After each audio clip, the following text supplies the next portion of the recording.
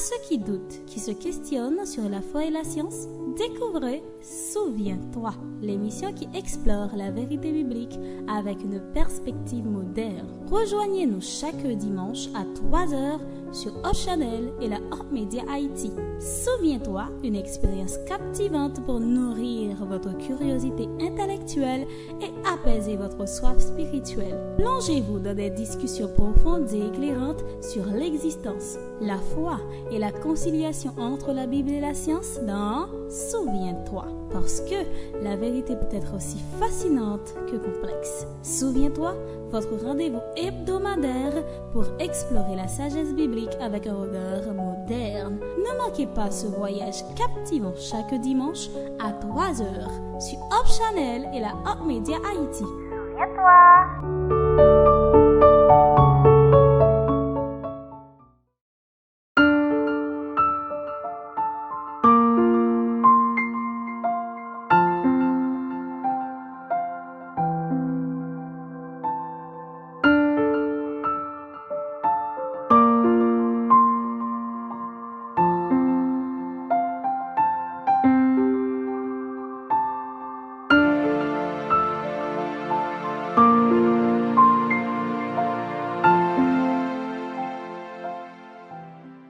Internautes, téléspectateurs, téléspectatrices, merci de votre fidélité à cette émission.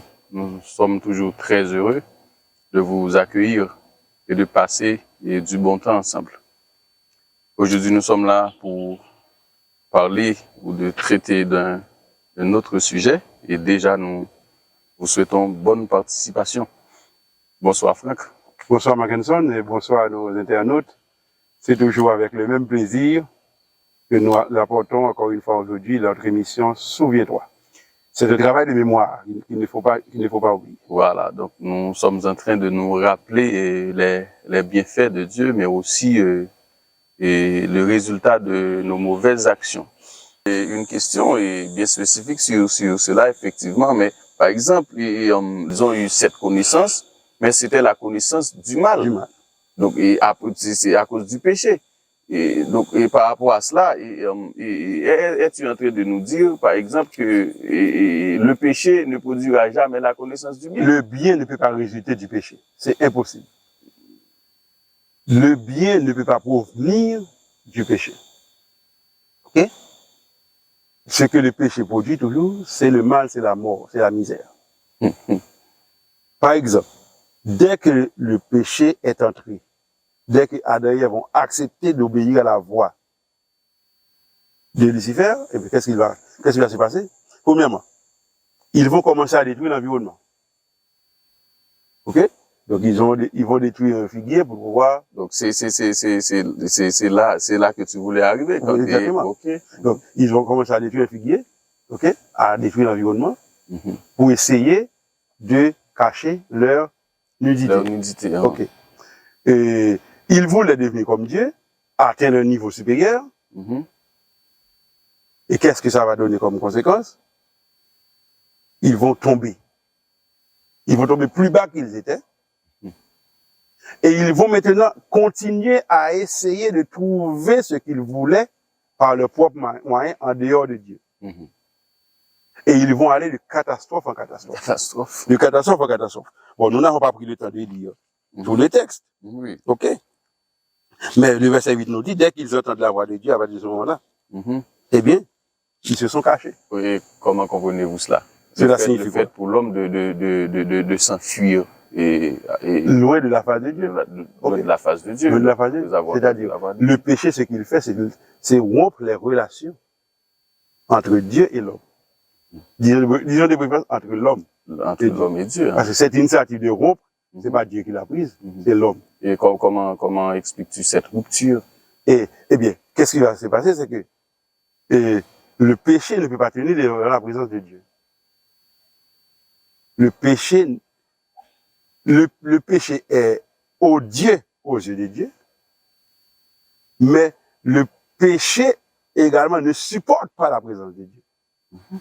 Donc, dès que l'homme et son épouse entendent la voix de Dieu, ce qu'ils font, c'est aller se cacher. Et regardez bien le reste de l'histoire. Si Dieu lui-même n'avait pas pris l'initiative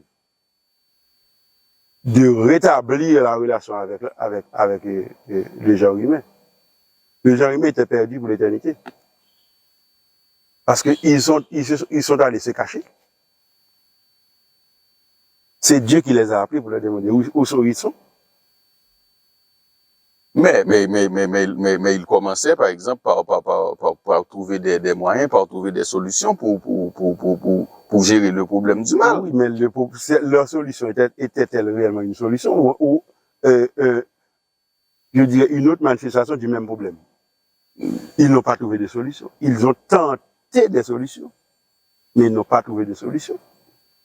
Par exemple, les feuilles de figuier ne peuvent pas tenir longtemps. S'il fallait les laisser chercher leur solution, qu'est-ce qui serait arrivé? Eh bien, ils auraient détruit tout le jardin à la recherche de feuilles capables de découvrir leur nudité. Parce que c'est pas au moment où ils se sont rendus compte qu'ils étaient nus qu'ils s'étaient nus. Et quel est le sens spirituel de cet acte? Ils étaient nus bien avant. Quel est le sens spirituel? C'est-à-dire le péché nous rend vulnérables. Le péché nous met à nu. Le péché nous rend laids à nos propres yeux. Et voilà pourquoi lorsqu'on est loin de Dieu, ce qui arrive, c'est que on essaie de remplir le vide qui est créé en nous par toutes sortes de choses. C'est pourquoi, par exemple, beaucoup de gens ont des idoles dans la vie. C'est comme pour parler d'une autorédemption. C'est une recherche d'autorédemption, mais qui est impossible. Parce que l'autorédemption, ça n'existe pas.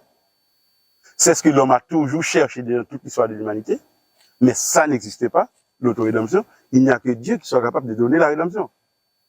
Donc, d'un point de vue spirituel, ce qu'il faut comprendre, c'est que le péché a séparé l'homme de Dieu.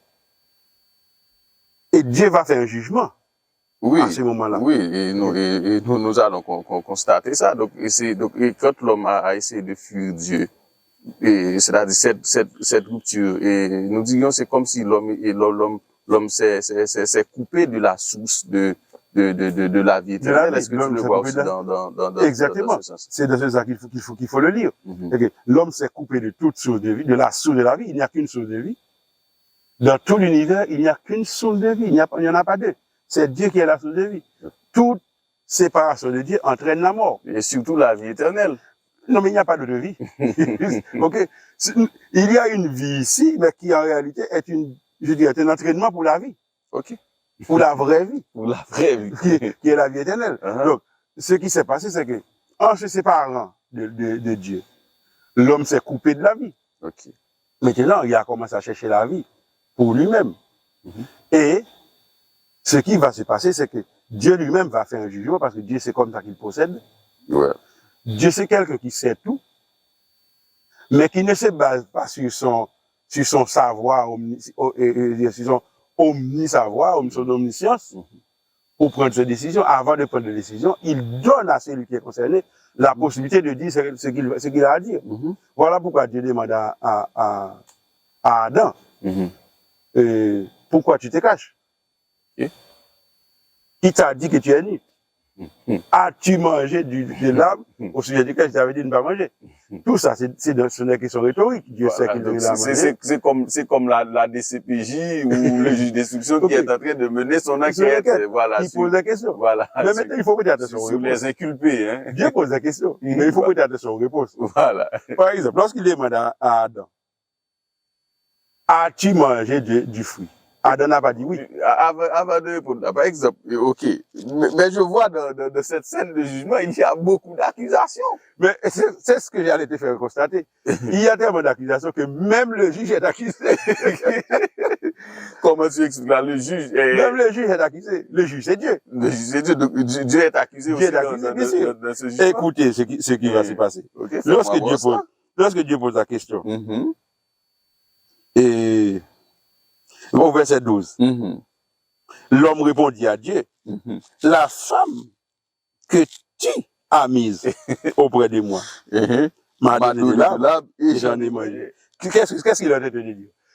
À quelle question a été posée? La question c'est, as-tu mangé de l'arbre? La réponse, là, oui, non. Non, voilà, ok. Et comme il en a mangé, il a répondu, oui, j'en ai mangé. J'en ai mangé. C'est ça la réponse. Mais c'est parce qu'il dit, au lieu de dire oui, j'en ai mangé, il a dit, la femme que tu as mise auprès de moi. Donc finalement, l'acte de manger d'Adam, c'est comme si ce n'était pas volontaire. Donc, il a de dire à Dieu, c'est pas ta faute que j'en ai mangé. Donc si la C'est femme... parce que tu as placé la femme auprès de moi que j'en ai mangé.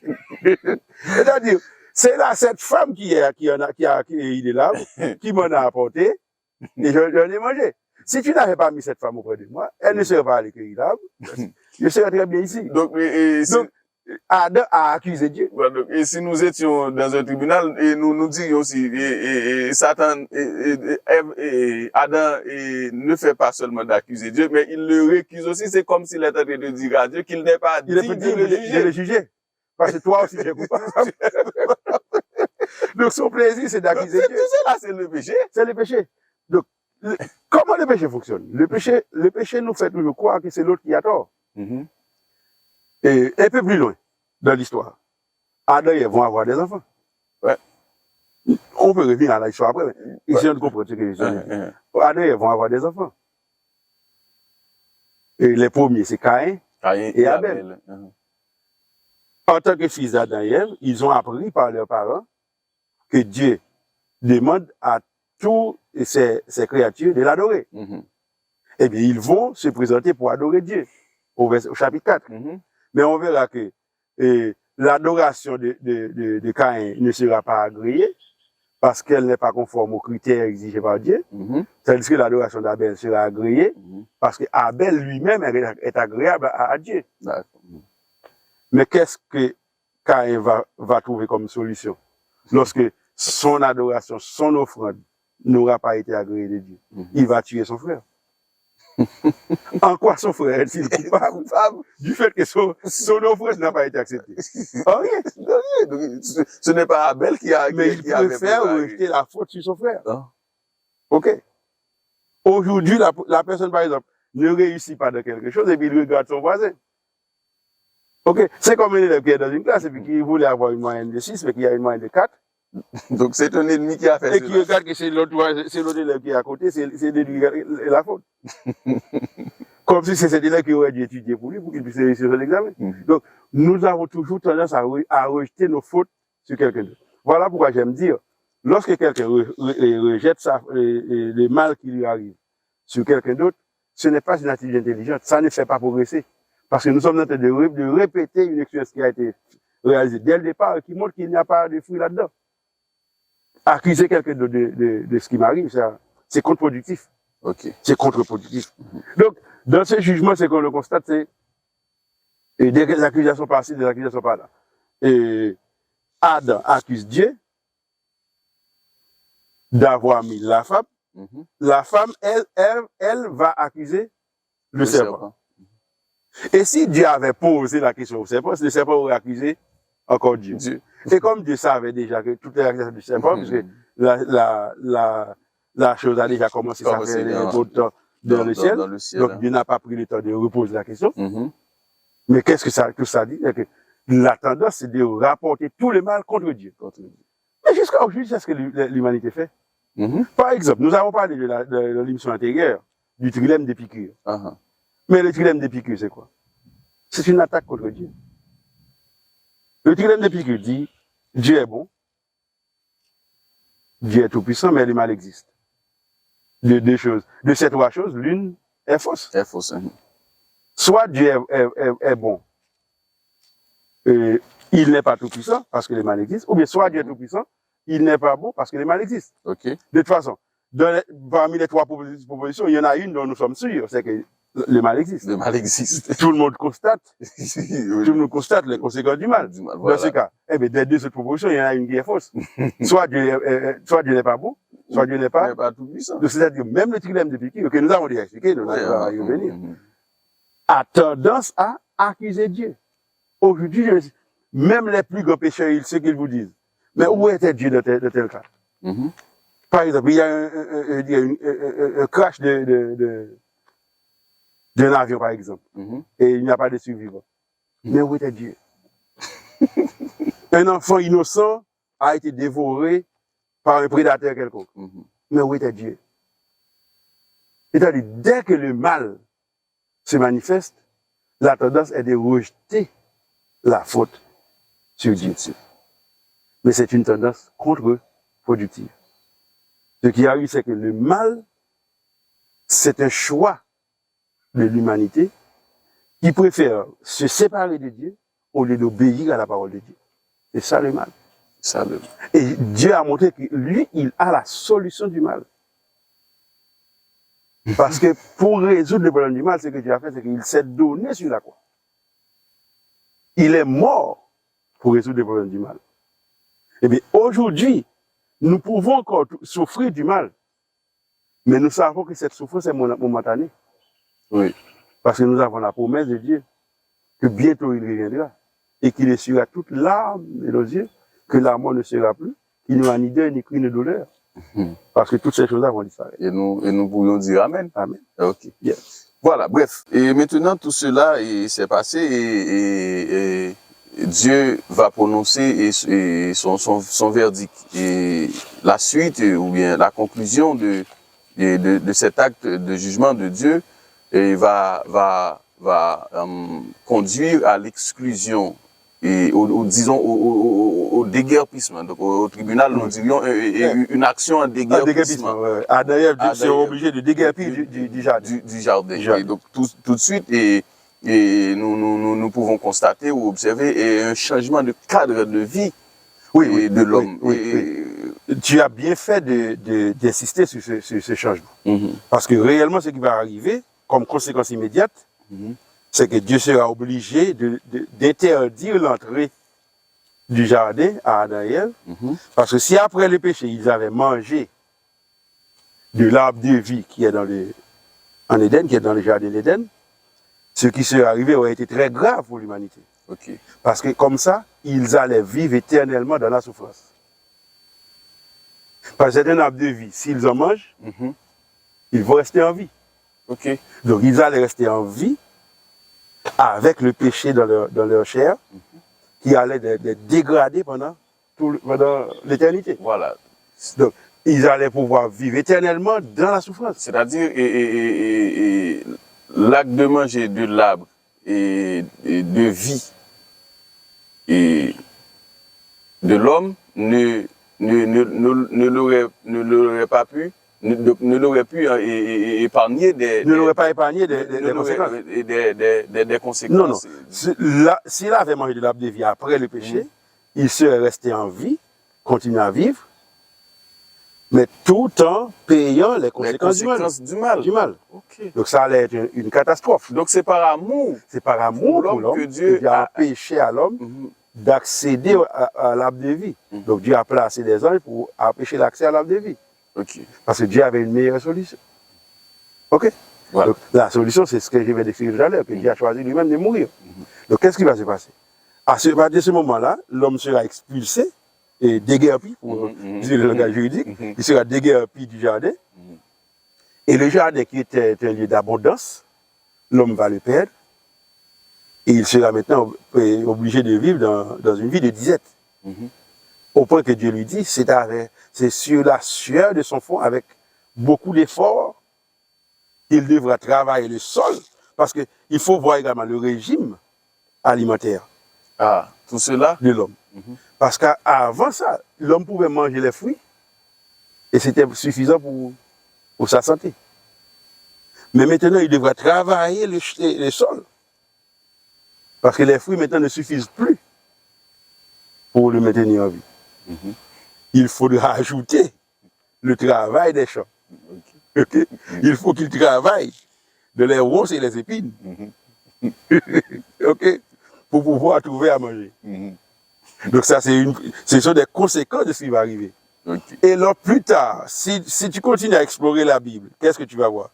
Tu vas voir qu'il va s'installer dans l'humanité une dégénérescence, une dégradation si rapide. Donc d'abord, tu veux dire que l'homme est passé d'une vie d'abondance à une vie de disette. À une vie de disette. Okay? Une vie d'abondance où tout était déjà préparé pour recevoir, à une vie de disette où c'est lui qui devra travailler pour espérer, après avoir travaillé, que le sol donne sa récolte. À la merci. À la merci du sol, justement. Ok. Donc, c'est ça le premier cas. Et par la suite, il va s'installer dans l'homme, d'un point de vue spirituel et physique, une dégénérescence.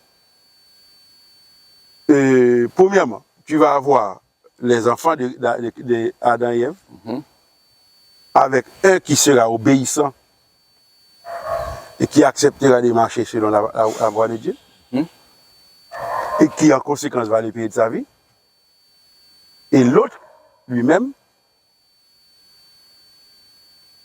qui va ouvertement désobéir à Dieu. Et toute sa lignée va être une lignée qui marche loin de la face de Dieu. Je parle de Caïn. Okay. Tu peux lire ça dans le chapitre 4, 5, etc. Voilà, pas de problème. Et dans les enfants de celui qui viendra remplacer Abel, 7, il y aura une lignée fidèle. Mais ce n'est pas tous qui sont fidèles. C'est-à-dire, dès le départ, ceux qui choisiront le bien seront en minorité. Au point que le mal arrive à un moment où il se multiplie tellement sur la terre qu'il devient généralisé, que pour le bien de l'humanité, Dieu sera obligé d'intervenir pour donner à l'humanité une nouvelle chance. Tu es en train de dire que l'homme s'est totalement corrompu. L'homme s'est totalement corrompu. C'est le bon mot que tu as utilisé. L'homme s'est totalement corrompu. Au point que devant cette corruption du genre humain, dans son amour, de sa miséricorde, Dieu a choisi de donner à la terre une nouvelle chance, un recommencement. Nous avons pour habitude d'appeler ce recommencement le déluge. Le déluge. Ah, le déluge.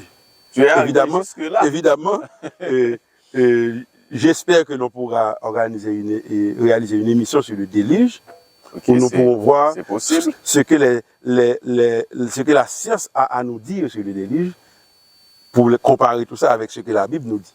Okay. Mais nous pouvons déjà comprendre que le déluge viendra si tu étudies la généalogie des personnages, tu verras que à la naissance de Noé, le personnage central du déluge, et Adam qui est le premier patriarche, eh bien Adam est mort, d'après le calcul que j'ai fait une fois, une dizaine d'années avant la naissance de Noé. Donc Adam n'a pas connu Noé, mais le père d'Adam a connu. Alors, excusez-moi, Noé n'a pas connu Adam, mais son père avait eu la possibilité de voir Adam, de parler à Adam, le père de Noé. Okay. Eh bien, environ 1500 ans après cette histoire qui s'est déroulée en Éden, Dieu se trouvera dans l'obligation de détruire la terre.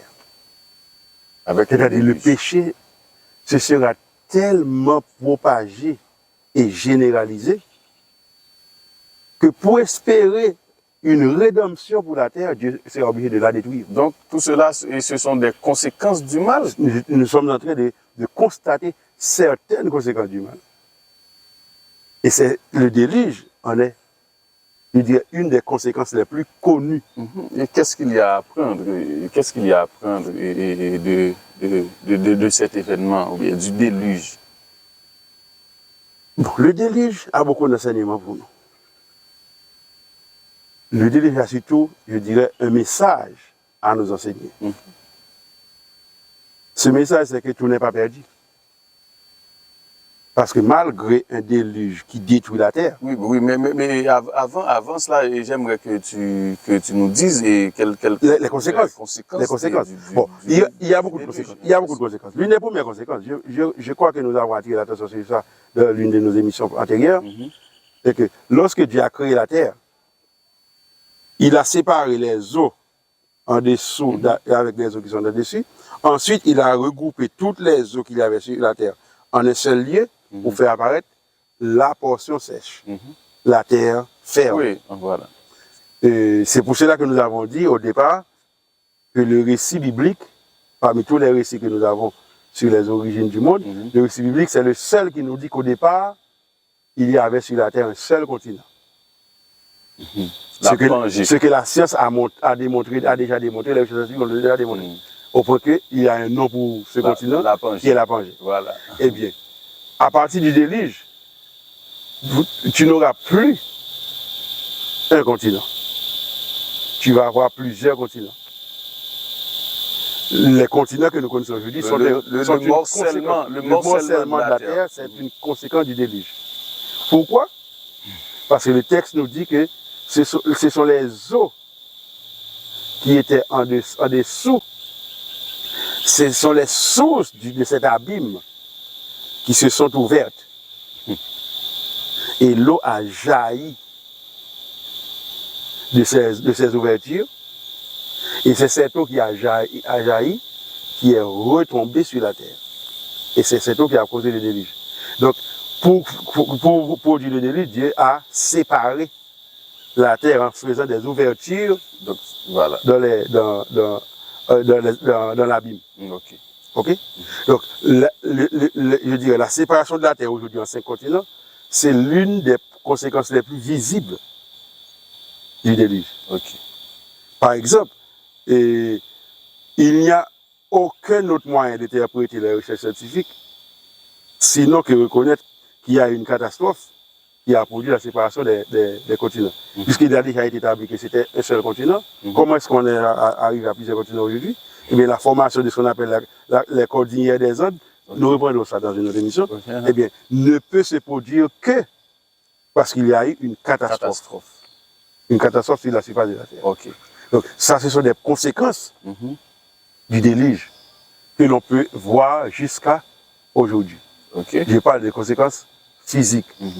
Et sur le plan environnemental. Sur le plan environnemental, par exemple, il y a toutes les fossilisations que l'on connaît et que les recherches sont en train de montrer un peu partout sur la Terre.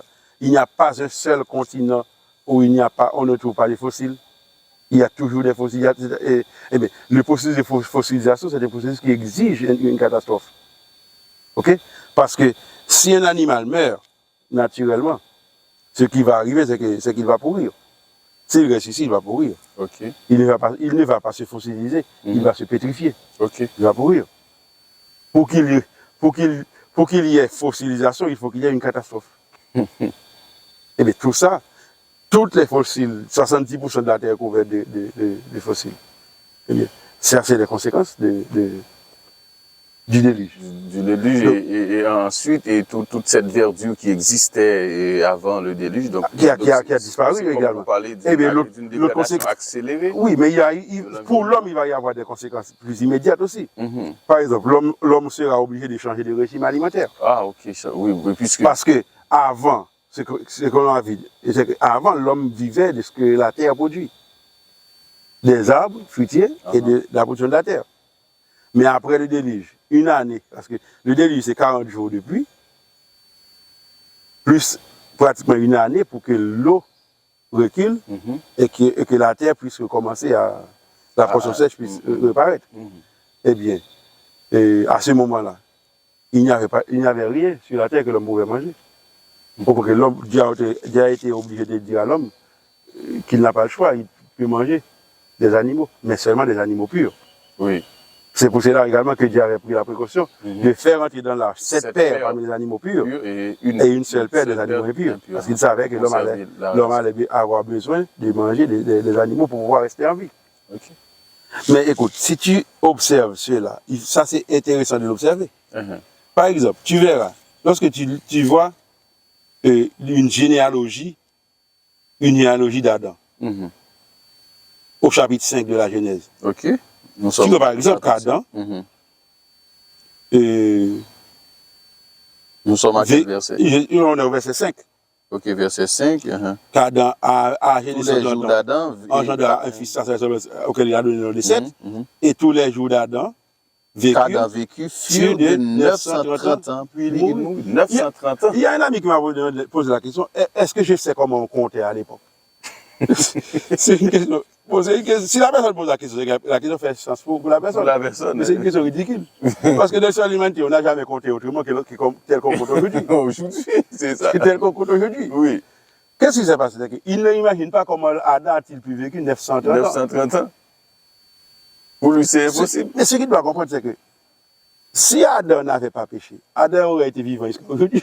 Bien sûr. C'est-à-dire Adam était né pour vivre sans arrêt. Sans arrêt, voilà. S'il avait obéi, s'il avait passé le test et n'avait pas écouté la voix de Dieu, eh bien, il n'aurait même pas connu la mort. Voilà, donc, il aurait vécu éternellement. je connaîtrais Adam, toi aussi tu le connaîtrais, tout le monde. Voilà. Donc, Adam serait notre Lorsque nous avions besoin d'informations, nous nous serions référés à Adam pour nous expliquer comment ça a commencé. Voilà. Donc, ça aurait été comme ça. voilà. Adam serait été le grand-père de tout le Le monde. grand-père de tout le monde. Okay. Donc tout le monde se rendait au pied d'Adam pour savoir tout ce qu'on voulait savoir. Voilà, Okay. c'est bien. Ça aurait été ça. On a été unis. Voilà. C'est le bonheur, c'est le bonheur parfait. Le bonheur Donc, qu'est-ce qui se passe? Puisqu'Adam a mangé, il a quand même vécu 930 ans, mais il n'a pas même atteint 6000 ans. Les générations qui vont venir après vont vivre également 900, comme par exemple Métiché là qui va vivre 969 ans, d'autres qui vont vivre. Mais ce qu'il faut comprendre, c'est à partir de Noé, qu'est-ce qu'on va constater? C'est-à-dire à partir du déluge. Du déluge, À partir du moment où l'homme va changer de régime alimentaire, eh bien, la vie de l'homme va se dégrader avec une rapidité extrême. Au point qu'une fois, j'ai entendu un physicien. Tu veux parler de la réduction de la durée de vie de l'espérance et de vie de l'homme?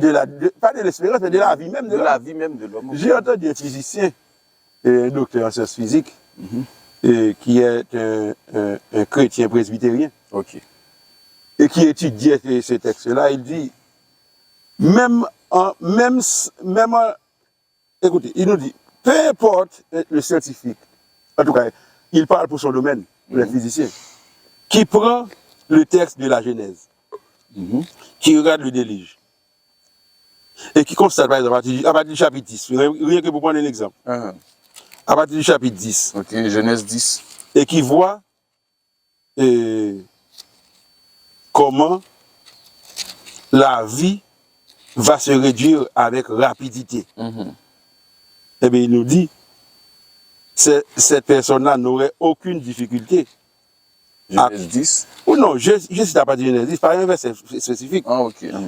Il n'aurait aucune difficulté à comprendre qu'une catastrophe s'est produite sur la Terre. Parce qu'il y a une réduction drastique. Ok, une réduction drastique.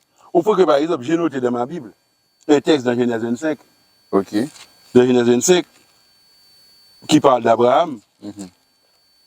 Et les versets 7 et 8 nous disent, voici les jours des années de la vie d'Abraham. Il vécut 175 ans. Abraham expira et mourut avec une heureuse vieillesse. Âgé et rassasié de jours. Mais en lisant ce texte, je dis quelle honte. 175 ans. Quelle honte. Donc, tu as sans doute comparé ça à Adam. Adam, avec 930 ans, il n'est pas mort âgé et rassasié de jours. Tandis qu'Abraham, 175 ans, est mort âgé et rassasié de jours. C'est-à-dire, une heureuse vieillesse. Avec heureux et rassasié de jours. C'est-à-dire, le péché a dégradé notre intelligence aussi.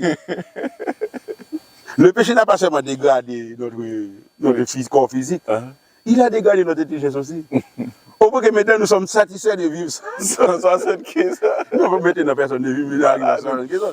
Parce que derrière Abraham aujourd'hui, la situation s'est encore plus dégradée. Par exemple, mon père a 72 et j'espère bien vivre son âge. Par exemple, j'ai vu l'interview de médecins adventistes qui habitent dans la zone de Loma Linda, qui a 98 ans et qui exerce encore comme médecin, et surtout qu'il est chirurgien. Mon Dieu.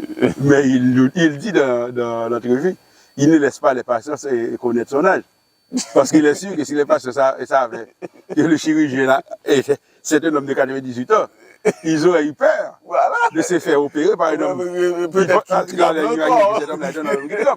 qu'il ne trompe pas. Parce qu'il a un cadre de vie il mène une vie végétarienne. J'allais attirer ton attention. Il n'y a rien d'animal dans son régime. Voilà, probablement, il a fait un retour au régime alimentaire. Exactement. Donc, ce qui lui donne une certaine supériorité par rapport à ceux-là qui sont des consommateurs de viande. Okay. Mais malgré tout, Comment peut-on dire de quelqu'un qui vit 100 ans, 100 et quelques années, qu'il meurt rassasié de jour? Ça signifie que nous avons subi une telle dégradation depuis le péché, en passant par le déluge, pour arriver à aujourd'hui, que voir quelqu'un de 90 ans pour nous maintenant, c'est comme c'est un moment de bonheur. C'est la conséquence du péché. La conséquence. Mais ce que la Bible promet, c'est la vie éternelle. Oui, et la vie éternelle, mais et finalement, que devons-nous apprendre de tout cela? Ces conséquences du mal, que devons-nous apprendre? Bon, il faut apprendre beaucoup de choses. Il faut apprendre beaucoup de choses. C'est notre dernière question. Laisse-moi dire moi-même que le plus important pour moi, c'est que nous devons apprendre à faire confiance à la parole de Dieu. Faire confiance à la parole de Dieu. C'est le plus important. Il y a beaucoup de choses à apprendre. Je sais que nos internautes ont déjà eux-mêmes tiré certaines conséquences des points qui ont été touchés dans l'émission. Mais moi, j'insiste en particulier sur la nécessité que chacun comprenne la nécessité d'accorder la priorité à la parole de Dieu. Lorsque la parole de Dieu dit une chose, et que autre personne, autre institution, autre je ne sais quoi, avance autre chose, il faut apprendre que c'est à la révélation qu'il faut accorder la priorité. Parce que dans la révélation, il n'y a pas de faille. Il n'y a pas de faille. Dieu, ce qu'il révèle, il le révèle parce qu'il le sait. Pas parce qu'il l'a découvert, parce qu'il l'a appris, parce qu'il l'a imaginé. Il le dit parce qu'il le sait. Et si Dieu nous dit voici comment nous devons marcher, c'est lui qui nous a créés. Okay? Si Ford te dit, cette voiture Ford que tu possèdes, voici comment il faut, tu vas obéir à Ford. Parce que tu sais que c'est lui qui a fabriqué la voiture. Okay. Si tu fais autrement, la voiture va tomber en panne. Elle va fonctionner pendant un temps. Voilà. Elle va fonctionner pendant un temps. Mais finalement, elle va se dégrader plus rapidement que le temps qui était prévu. C'est-à-dire, il faut faire confiance au Créateur. Parce que c'est lui qui nous a créés. C'est lui qui sait ce qui est bien pour nous. C'est à lui que nous devons faire confiance. Ce qu'il nous dit, c'est la vérité. Donc nous devons cesser de faire confiance à nos yeux, faire confiance à nos sens, à notre intuition. Nous devons apprendre à faire confiance à la parole de Dieu et cesser de douter de la parole de Dieu. Si quelqu'un veut douter de la parole de Dieu, qu'il doute pour pouvoir avoir plus de foi, pour pouvoir réaffirmer avec plus de force ce que Dieu a déjà dit, et non pour mettre de côté ce que Dieu a dit. Merci Franck. Et moi-même, j'ai été très édifié et je l'espère aussi pour vous, chers internautes et téléspectateurs, téléspectatrices. Et nous en avons beaucoup appris de ce sujet et nous sommes obligés de nous arrêter là pour aujourd'hui et nous donnons rendez-vous à la plus prochaine émission. Et n'oublie pas, souviens-toi.